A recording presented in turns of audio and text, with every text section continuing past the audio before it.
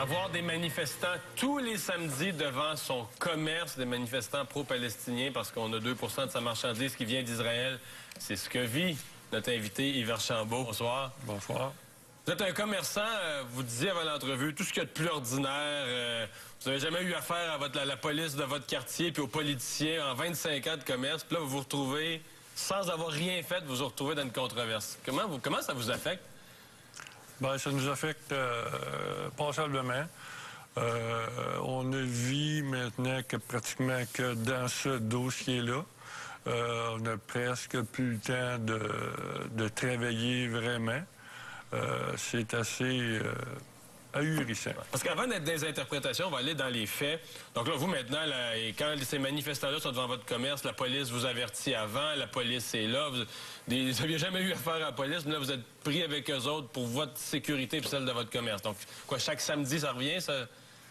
C'est chaque samedi, ça revient depuis le 2 octobre, donc on est pratiquement à la 13e fois. On a ça continuellement, ça l'accapare toute notre journée. C'est d'un ridicule. Parce qu'au total, là, les gens qui vont manifester, les pro-palestiniens, on parle de combien de monde dans votre évaluation qui gâche votre vie? Ah, c'est une dizaine de personnes. Des fins de semaine, c'est un petit peu moins. Il y a d'autres fins de semaine qui sont plus nombreux, mais grosso modo, c'est pas mal la même. En gros, là, ce qu'on tolère, c'est une dizaine de personnes s'en vont devant votre commerce puis ils découragent les clients. Les clients vous le racontent. Est-ce que les clients vous le racontent, leur malaise, passer à travers ça, se faire crier après? Est-ce que les clients vous en parlent? Il y en a qui revirent de bord, mais ceux qui décident de rentrer dans le commerce? Ça limite la majorité des gens. Quand on se retrouve avec beaucoup de manifestants devant la porte, souvent des policiers à l'intérieur, souvent des policiers qui surveillent sur le trottoir, ça dérange la clientèle.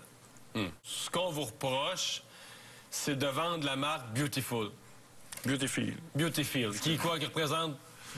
Qui représente à peine 2 de notre chiffre d'affaires. Et mais vous n'êtes pas le seul à vendre ça à Montréal. Est-ce que vous avez une idée pourquoi on vous a ciblé? C'est parce que vous êtes un petit commerce, vous êtes bien situé, vous n'êtes pas parti d'une chaîne pour vous défendre. Comment on vous a ciblé, vous, alors qu'il y en a d'autres qui vendent la même marque à Montréal?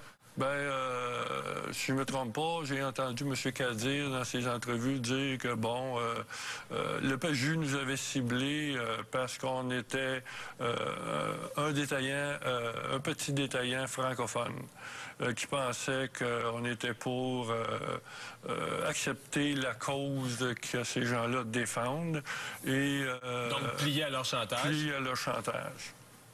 Mais c'est-à-dire la présence d'un élu, d'un député, bon, des manifestants, certains extrémistes, il faut le dire, la présence d'un élu de l'Assemblée nationale parmi eux, ça vous a fait quoi? Ça nous a carrément déstabilisés. On pensait que les députés étaient là pour aider leurs concitoyens, mais dans le cas qui nous occupe, semble-t-il qu'il a fait complètement le contraire. Vous dites, le commerce, c'est pas facile, on a toutes les paperasses du gouvernement, on a la concurrence. Est-ce que ça vous décourage? Est-ce que ça vous enlève, vous, le goût d'opérer, de tenir votre commerce? Bien, après 25 ans d'efforts, essayer de soutenir un commerce. Parce que c'est une entreprise familiale, là. Vous ne faites pas partie d'aucune chaîne, c'est vraiment un petit commerce familial. Je travaille avec ma conjointe, avec sa fille, c'est tous des gens de la même famille. Et on passe 50, 60, 70 heures par semaine au commerce. On a les parcomètres qui empêchent, qui sont dispendieux, qui empêchent les gens de venir. Donc, on n'avait surtout pas besoin d'un groupe de manifestants qui viennent nous empêcher de travailler toutes les semaines. Bon courage. Restez ouverts. Cédez pas. Cédez pas au chantage, hein? On gagne pas ce jeu-là. Mais on espère On essaye, mais c'est difficile. Merci, M. Archambault.